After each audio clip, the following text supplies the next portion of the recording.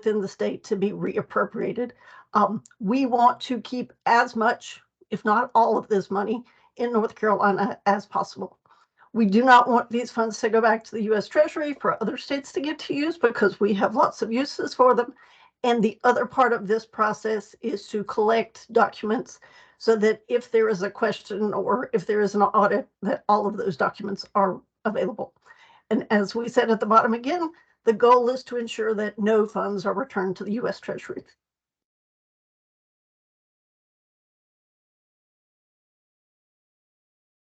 Okay, next slide, please. So basically, you will see that this is a 7-step process. The first step, of course, begins with the state agency, the recipient, receiving, notifying NCPRO that they're ready for closeout. One thing I would emphasize that is in the first step of the closeout process document is that this process will end all information updates and financial exchanges related to this project. Agencies should not begin the closeout process if there is any remaining activity or financial exchange related to the project that still needs to happen. It is totally okay if you say, hey, I think I'm ready to close out. And then as we begin to discuss it, you're like, oh, wait, we still need to do this, or we still need to get this money back, or we still need to send out this money. That's totally fine. We can stop at that point and wait until you are ready, but we don't want to go through all 7 steps and then 2 weeks later, 2 months later, have you come back and say, hey, guess what? We found $100,000, because that's going to really be a problem. So anyway, back to the 7 steps. The first step is that the agency notifies their grant manager that they're ready. We will send out a closeout checklist, which is one of the documents we're going to look at today. The state agency and its staff will complete all the items involved. The state agency will return any unused funds, and Joy Darden is going to talk about that because that's a much more complicated process. We will receive official documentation that all the steps have been completed, and then basically we will ensure that all the documents have been filed and saved and will be ready to go. Next slide, please. So again, this is an overview of the closeout checklist, which is sort of the master document that has to do with what the steps are. We want to make sure that we have the correct project contact so that if we have any questions, we can get back in touch with the right person. Presumably, that's going to be the person who has been involved with the project all along. But of course, if there's an additional person or if there's some expectation of change, we would want to know about that. One of the first primary steps, again, presuming that the project has spent and exchanged all of its funds, would be for the agency to file its final expense report. This may or may not be a zero balance, and Joy will get into all of that later. One of the forms that's involved in the process is called the closeout balance sheet, and this is where NCPRO asks that each of our project recipients really go through and thoughtfully either get in touch with, document, analyze any group, person, organization that they distributed funds to, and make sure that that group, that individual, not mostly individuals, that organization has used all of the money they received, or they have returned any money that they have not received. For example, we don't want, say, funds were distributed to a nonprofit agency and they have not yet closed their books. And then we go through this closeout process. They do close their books and they say, oh, hey, we found $3,000 that we thought we had spent and we had not.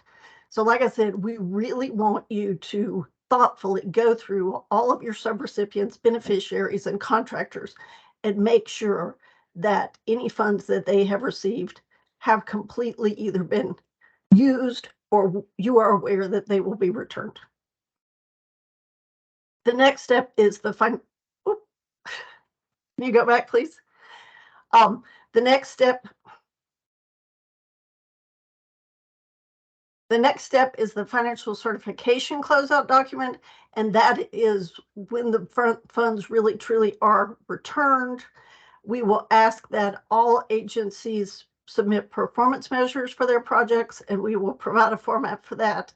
And then, as we've discussed, they will have to have a records retention plan. And if there are any audit findings, which is possibly unusual, that those are documented. And then literally the funds are returned, if they exist, from whatever project agency to NCPRO. And all of you should be very familiar with the Pangram system, and that system will be NCPRO's file of record. That's where all of the documents will be saved, having to do with this process and having to do with activities up until this point. So next slide now, please.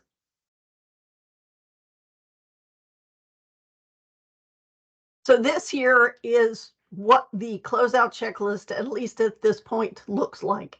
You can see the arrows that I have here are where sort of action items occur on this checklist. As I talked about, your project contact will be entered. You'll see they're highlighted in yellow. There are 3 documents that are separate from this checklist that you will complete and attach in Pangram to provide additional detail about your project and its completion. Again, this is sort of repetitive, but this is showing you the visual of what we just talked about. You will file your final expense report. You will complete the closeout balance sheet. You will complete the financial certification form. You will submit and attach your performance measurements, and then document for NCPRO that you do have a record retention plan for your agency or organization, and also keeping in mind that these documents have to be maintained through 2032, which is, it's quite a long time from now. And then that if there were any audit findings, that those have been resolved and all the documentation related to that is attached in Pangram. On the right side there, you'll just see sort of a bullet overview of how this process happens. The last thing that we will do, because most of these things in this checklist actually could be fairly time consuming and could involve multiple staff members, is that we will have a meeting with any agency personnel and NCPRO personnel who are interested and relevant to discuss the documents that were gathered, to discuss any questions or concerns that might exist, and to answer any questions that might exist. As we said, this could potentially be nearly your final interaction with NCPRO, so we want to make sure that you have all your questions answered and we have fully completed everything that this agency wants to achieve with this project. This here is an example, or is the example, of what the closeout balance sheet looks like now. This is the document that I was talking about, where we were going to, as you see there on the left, verify with all subrecipients, contractors, and beneficiaries that they have expended all of their funds, or that there is a plan in place for them to return those funds to the project agency. The top of this form looks very much like all of the others. We know that there are projects that have tables very similar to Table 1 in an Excel spreadsheet or in some sort of internal system that you use. We are happy for you to replace Table 1 in an attachment with the information that you have, as long as it's the same information. And of course, that's something that each project can work with their grant manager to discuss. And all of these steps, please feel free to work with your grant manager, ask any questions. We'll talk about at the very end that we're going to do a pilot project or pilot process with these. We really want this process to work for our project agencies. So we are very open to suggestions, very open to questions, and certainly want it to work as well or better for you guys as it does for us. There is a box there highlighted in the middle that if you have no funds that have been distributed to any subrecipients, beneficiaries, or contractors, you check that box and then you do not complete the remainder of the form. Table 2 is a summary of the Table 1 information, showing a total of the subrecipients, beneficiaries, and contractors, the total number of those, the total amount of funds that they received, the total amount of those funds that they expended, and then if there is any balance to be returned. And note that for this table, many of you will have been completing the subrecipient attachments, which only involved those who received greater than $50,000. This applies to all recipients, not only those who received greater than $50,000.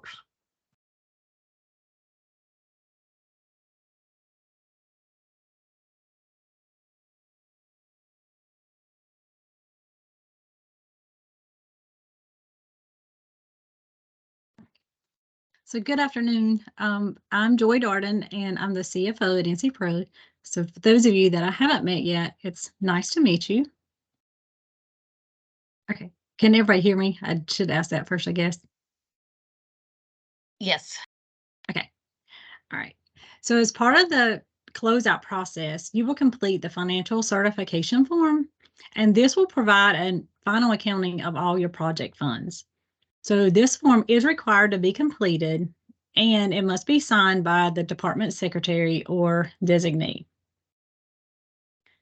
And as previously mentioned, our goal is to expend all the funds that were appropriated so we don't have to return any of the funds back to U.S. Treasury.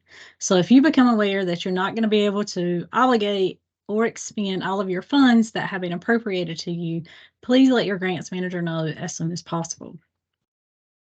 And for each project, agencies may have different scenarios that occur. We're going to discuss the different scenarios and how to complete the form for each example. So in the first scenario, that could be you have all your funds were appropriated, they were dispersed to you, and they were all expended. In the second scenario, only a portion of your funds that were appropriated to the agency were actually dispersed to the agency, and all of the funds that were dispersed were expended. So in this scenario, there'll be no actual cash to be returned to us.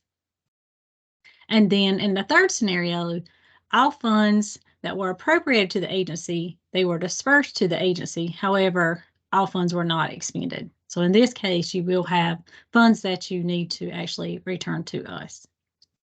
And so in the fourth scenario, it could be where it's kind of a combination of 2 and 3, where only a portion of your funds that were appropriated were dispersed to the agency, and then not all funds dispersed were expended.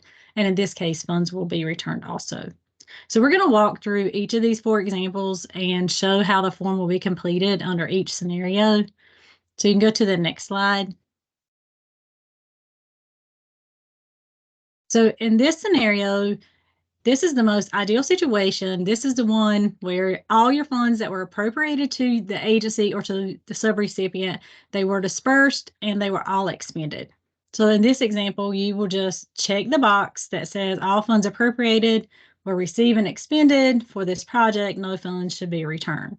And then on page 2, and we'll show page 2 in a few minutes, but on page 2, you will just sign it and then you'll upload it in Pangram.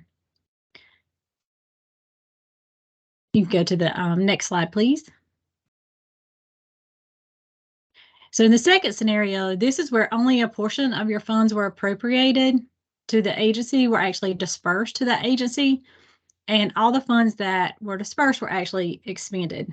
So in this scenario, no cash will be returned, but you will need to complete table 1 and also complete the explanation of return.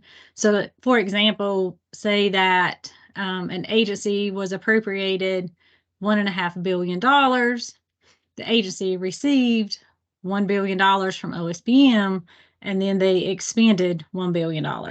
So in this situation, there were $500 million that you were appropriated that were not dispersed to you, so therefore you didn't expend those. So in that situation, you'll put $500 million in the SFRF amount return column. The date will be whatever date you fill out this form, and then you will check the funds appropriated but not received in the method of return funds. And then an explanation, we already have it populated in there to say funds appropriated but not received. So then you can just put whatever the amount is. And in this example, that was $500 million. And then since you're not actually returning any cash to us, there's a table on page 2, and I'll show you that in the next example, but you will not have to complete that since you're not actually returning funds to us. Okay. Next slide, please. Okay. So in the third scenario, this is a situation where all funds that were appropriated to the agency were dispersed to the agency. However, you didn't expend all of the funds that were dispersed to you. So in this situation, funds will need to be returned to OSBM, and you will need to complete all the boxes in Table 1 and in Table 2. So in this example, we have that $1.5 billion was appropriated, $1.5 billion was received by the agency, and then $1 billion, only $1 billion was expended. So in this situation, $500 million will need to be returned to OSBM. And so the date for the funds return will be whatever date you transfer the funds to OSBM. And then the method of returns, it depends on how you're returning them. If you're a state agency, you'll check the NCFS transfer box because most likely you'll transfer the money back to us in the North Carolina financial system. However, if you're a subrecipient, then you would either send it by manual check or electronic funds transfer, and you would check those boxes. And there will be instructions on the third page telling how to send the money back to OSBM. And then on on Table 2 at the bottom, this will be on page 2. You'll just put in if you're a state agency, if you're a subrecipient that doesn't use our state's accounting systems, you won't have to fill out Table 2. But if you're a state agency that uses the state's accounting system, then you will provide your company budget code and your center of where the funds will be transferred from. So you'll include that in Table 2. And then, of course, you'll sign and upload it into Pangram. Okay. So next slide, please. So the last example is where you would have a portion of your funds that were appropriated to your agency where only a portion were dispersed to the agency and you only spent part of the funds that you actually received. So this is kind of a combination of examples 2 and 3. And in this scenario, you will have funds that will need to be returned. And so here the agency will complete all the boxes in Table 1 and 2. And so in this example, the agency was appropriated $2 billion.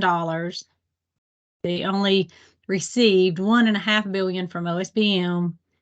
And then they only spent $1 billion. And so there's $1 billion that was not expended, that was total from the total appropriation. And so here you'll put the date that you plan to send the funds back as the date, and then you'll actually check 2 boxes in the method of return funds. So you'll check the 1 box for the method of how you plan to transfer the $500 million that you didn't spend, and then you'll also check the funds appropriated but not received box. And then in an explanation, you'll explain why the $500 million was not spent, as well as that $500 million was appropriated but not received.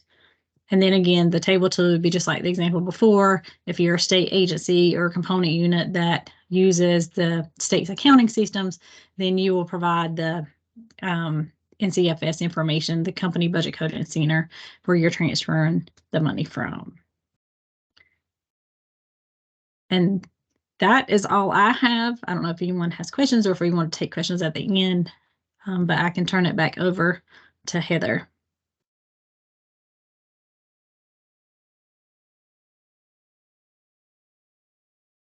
I'm sure that pretty much everybody out there feels like they've just been hit in the face with a water hose. That is a lot of information that we covered fairly quickly. If your project is 2 months, 2 weeks, 6 months, a year from closing out, do not worry about that. Do not fret about that. Your grant manager will absolutely work with you on a one-on-one basis to get you through the closeout process when your agency project is ready to go there. If your project is closer to closeout, we will still equally and probably more so work with you, because we are actually working on creating the best process at the same time as well. As it indicates, we are going to pilot this process initially with several projects that are ready to be closed out. And we welcome input from those agencies and from other agencies who have questions. How do you think that this will work for you? What do you have questions about immediately? Once you do receive the slides, which we will send out to you probably by the end of this week, what questions do you have? What things did you make you scratch your head and you're like, I'm not sure how that's going to apply to us? Those are all of the things that we want to hear from you so that we can make this process work the best that's possible for you. As I indicated, we're going to begin almost immediately piloting this with a few agencies, and we will and are happy to adjust this based on the experiences that those agencies have and what we hear from all of you. And I think that's all that we have, unless, and of course, we welcome at this point immediate questions. Looks like Jane has a question. Hi, yes, quick question. My understanding was that, or has been that, Treasury guidance hasn't, up until this point at least, been super explicit around whether the period of performance for obligation and expenditure applies at the state agency level or applies at the subrecipient and beneficiary level. So, and I understand we have to be more conservative in light of not having more explicit guidance around that. But I was just wondering if NCPRO is still pushing Treasury to perhaps be a little more flexible in its interpretation, and if so, if that could impact any of the requirements around verifying that beneficiaries have spent down all their funds. Just curious if you have thoughts or comments on the status of that. I'll answer that one, Jane. This is Stephanie. We have pushed Treasury. I'm less worried about the beneficiaries. What I'm really worried about the most is the subrecipients, and here's why. We spent a lot of time trying to close out CRF. We were very flexible with state agencies about how you did that. And then about 9 months after we were required to close out CRF, and we had already submitted our final report, we had probably 10 agencies that came back to us and said, oh, wait, we didn't realize our subrecipients never spent these funds, and we need to return them to you. So they had filled out the closeout forms and they had done all those things and they returned money, and we didn't have any choice at that point but to return it to Treasury. So we are trying to push you to push your subrecipients to make sure these funds are spent. And we've had it with gear too, to be honest. We may end up sending back over $1 million to gear, from gear to the U.S. Department of Education at a time when I think schools would be scratching their heads as to why they couldn't use that funding. It was for mental health. So we have to make a concerted effort at the subrecipient and the state agency level to make sure these funds are spent, regardless of what Treasury says. Because I do think what will happen is, if we're not careful about making sure it's done, somebody will say, oh, we were closing out our books and we just realized we had this money and we don't have any way to spend it, so we're sending it back to you. Thanks, Stephanie. That's helpful context. And I think it's helpful to hear that you're more concerned about the subrecipient piece, because the beneficiary piece is going to be the toughest for us. And so, yeah, was just curious, and that's helpful. Thanks. Yeah, and I don't think revenue would mind me saying, I really don't think we're going to have a problem with most beneficiaries, although we at NCPRO have our own beneficiaries as well. But I think revenue wouldn't mind me saying, they had a beneficiary who had an issue with a check that they got. And we found out kind of after they thought everything was done. And so now we're having to go through that process. So I don't think the beneficiaries, in the most cases, if they received the funds, they accepted the funds, we don't have to report on that. We just need to make sure that the funds got to the right person and that they're spending them, and you don't expect them to return them after the deadline. I know that some of that is beyond our control, but for the most part, let's get as many of them as we can to do what they're supposed to do. Got it. Thank you. And Greer, I see you have a question. Yeah, can I just make sure I don't know if I necessarily followed that. Was the 2024 deadline for obligations, was there somewhere in there that you were saying that the subrecipients themselves need to have obligated their own funding before then? Because we're very confident that we will have obligated all of our funds to our subrecipients before December 2024. But we didn't think that the subrecipients were going to be required to obligate their funds before 2024. Okay, we haven't even gotten to obligation yet. We were talking about just expenditures, but I know it's confusing. In fact, Andy, if you want to pull the slides back up, we can talk about the next part, which was the obligation process. So here's what's super confusing about obligation. Treasury has not stated what they consider obligation. So right now what they're saying and what we're considering at the state level is if the money's obligated by state agencies, it's done. We're obligated. However, many of us have subrecipients who are local governments. And the school of government, because they have to, because that's the way they have to do their job, are interpreting it much more conservatively and having to advise these local governments not to take risk, but that their money has to be obligated and under contract and all the I's dotted and all the T's crossed by December 2024. So when we started working on the closeout process versus the obligation process, we wanted to go ahead for everybody that's done, get the closeout done, know what that process is.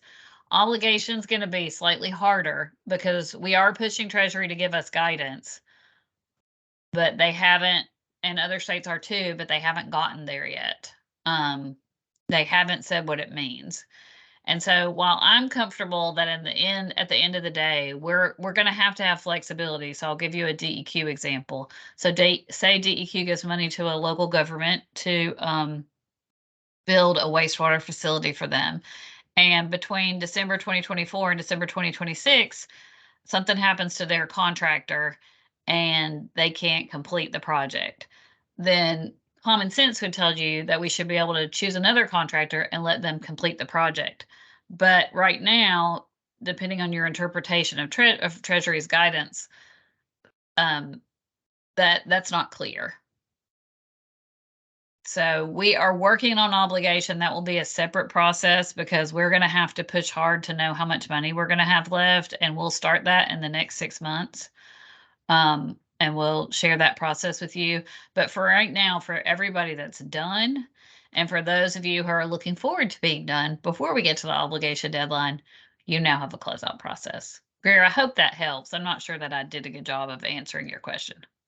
No, it helps, but it's a little bit concerning because we have local government subrecipients as well, but those subrecipients will be required to go through a permitting process, and we can't guarantee that that permitting process will be done by December 2024. So we're quite worried that contracting for them won't even have started by then. So we were hoping that our letters of intent to fund would count as the obligation and therefore give them that flexibility at the subrecipient level. That is our goal, and I feel comfortable with that. And I think NCPRO and state government feels comfortable with that. I think you're going to have local governments not feel comfortable with that because they are also receiving local fiscal recovery funds, which follow the same guidance. And the guidance that they're getting from School of Government is a more conservative take on that because Treasury hasn't been clear. So I understand where the School of Government is coming from. And John Williams, who's on this call, has had multiple conversations with their attorneys as well. And it makes it complicated because you have local governments receiving guidance from NCPRO, from the state agencies, from the School of Government, and Treasury is just not clear. So we're continuing to push on that, and we're doing everything we can. But right now, we don't have any better information. It's a very frustrating situation for all of us across the board.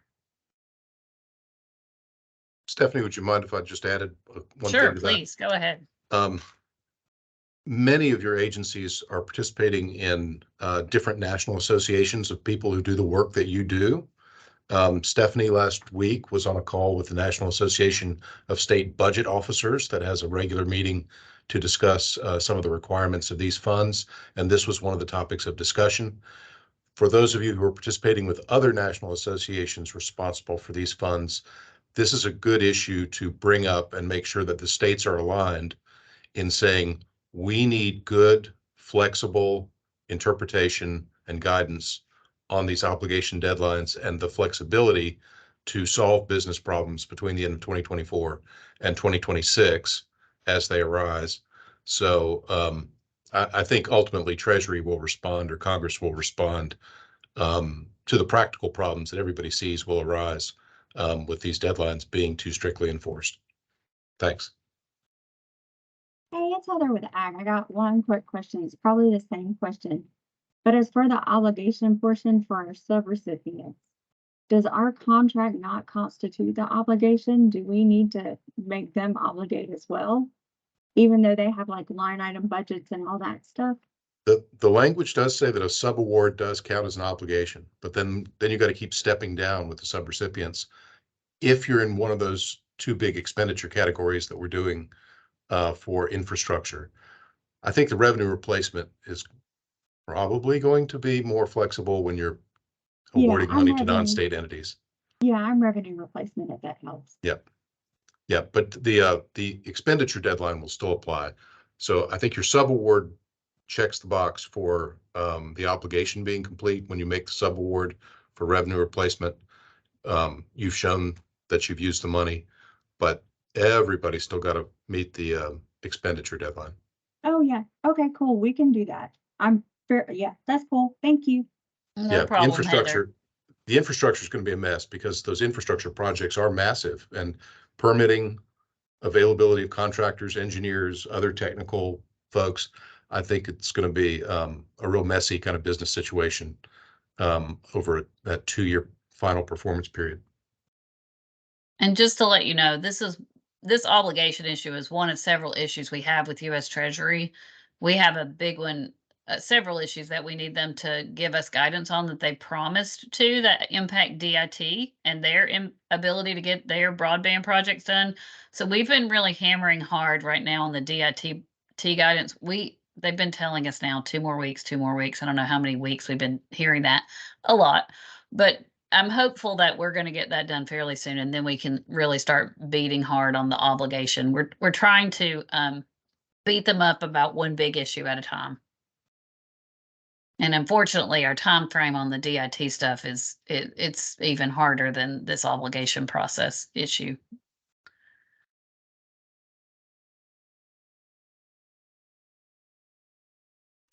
And so I stole Tommy's thunder and Jamila's, and I'm very sorry, but this is the next thing that we need to talk to you about, is that closeout was separate from obligation.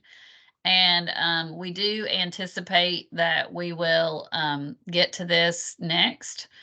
Again, it would be more helpful if Treasury would go ahead and get these definitions, especially as it deals with local fiscal recovery funds and local governments, because we definitely have a lot of anxious local governments. And so that's what we're trying to do. We want to get this done we want to have the process done sooner, but we want to definitely start having these conversations and make sure we know what to expect in the next 6 months. So that's where we are. I will say, as John said on the NASBO call last week, we have a lot of states, including big ones like California, who put a lot of their money in revenue replacement, but still have money in the Treasury, other Treasury categories, and everybody's pushing hard to get Treasury to give better guidance and more realistic guidance on obligation. So I do anticipate that we'll get that at some time. We never get a heads up when Treasury is going to give us new guidance. We find out when you guys find out. So it can be a bit frustrating.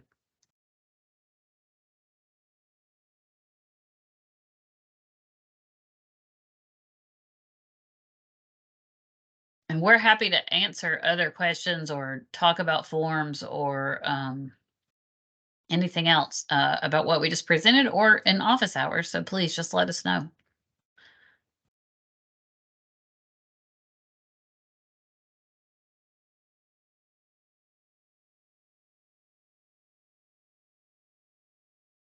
Here, go ahead. I'd just like to start by saying sorry. I didn't mean to jump ahead to the Oh, no. obligations and then It's fine. It's fine. No problem at all. We knew that was going to come up. I also appreciate that NCPRO is so approachable about these problems, because it's really reassuring that we can just reach out and contact you and ask a bunch of questions. So I'm very grateful for that. I know that you were saying that the closeout process is going to be like, you're going to just be piloting it, but I was wondering, as an initial question, based on the checklist, do you think an audit will need to have taken place before we start that closeout process? Not at all. What we do know is that some of you are having your internal auditors look at your programs and or may have already been approached by the state auditor or others to have audits done. So we just want to be aware of those and know if there are any issues. We can put that in our program files. We can help you address it if you have them. And we have, again, DOA, I don't think would mind, as we're sharing here, saying that, their internal auditors have been taking a look at one of their programs. So we've at NCPRO been helping them answer the questions and understanding how the program came about. Sometimes these things are weird. During a pandemic, we set programs up and we did it a certain way because of the federal funding rules. So that's really what that's about. It's just to make sure that we know we'll get asked by the state auditors if we knew about it. So our goal at the end of this is for you to have all the documentation you need in one place. You keep it through 2032. It might even be longer because it's 5 years after the last dollar has been spent. But right now we think that's going to be 2032. And then you just have it all together if you have any questions. That's super helpful. Thank you. No problem. I don't want to take up the time and dominate the call, but I just have one last question, which was that 2032 deadline for record keeping. I just want to make sure, is that for the agency or is that also for the agency subrecipients, even if their projects end before 2026? That I'm going to kick to John Williams, as he's read that guidance. Well, it certainly applies to all the subrecipients under the infrastructure expenditure categories. For the revenue replacement, we may be able to apply the state administrative code, which is shorter. I think it's 3 years after the last audit findings are resolved. But the federal language for records retention for this program is 5 years after the last audit finding is resolved and the last dollar returned to the Treasury that may need to be returned. And I would love to get some flexibility on that, because in a $5.4 billion transfer of funds, it may be a long time before the last dollar is accounted for. And yet, the way it's written right now, all 200 of our projects in North Carolina will be affected by the records retention schedule that doesn't begin the countdown until the last dollar is accounted for. So, in other words, we probably need to go ahead and build a building and put a server farm in it and have a cloud backup for everything. And it can be a little temple with a garden, where you could come and visit your data for the next decade. Sorry, I was just waxing poetic there. Sorry. I thought that was funny. Yeah, sorry, y'all. That's again, we get these rules that we're not so sure about. So I would at least, you can tell your subrecipients what you can tell them, and what they do is up to them. And as long as you have your records, I think John's right. You could probably, to be on the safe side, I would tell them 2032. Yep. And know that, especially if you're dealing with local governments, we've seen it and just trying to give them their NEU money, their local fiscal recovery funds. You may have people change and they may not know where their records are. So just encourage them to do it, and we'll see what happens. If we can get some easier rules, we will. 2032, I think if you build a records retention program that can survive till 2032, if it ends up having to be a little bit longer, you will have built a records retention program robust enough to comply with the rules.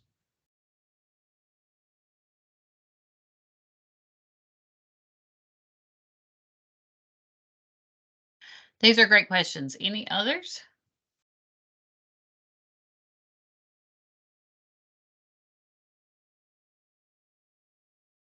Okay, well, NCPRO staff and team will stay on, and if anybody has other questions they want to ask about reporting or eligible uses or whatever, just let us know. We'll be here.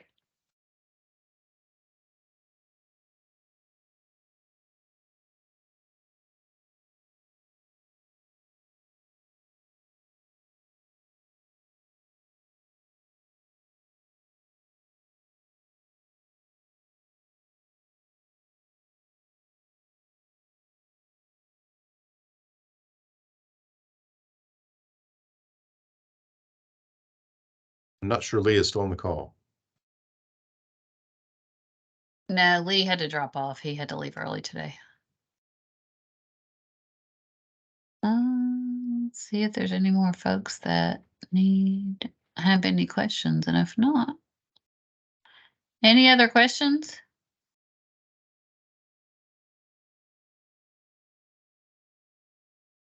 All right, well, if you think of something, please email us or call your grants manager. And thanks, everybody. Hope you have a great Thursday afternoon.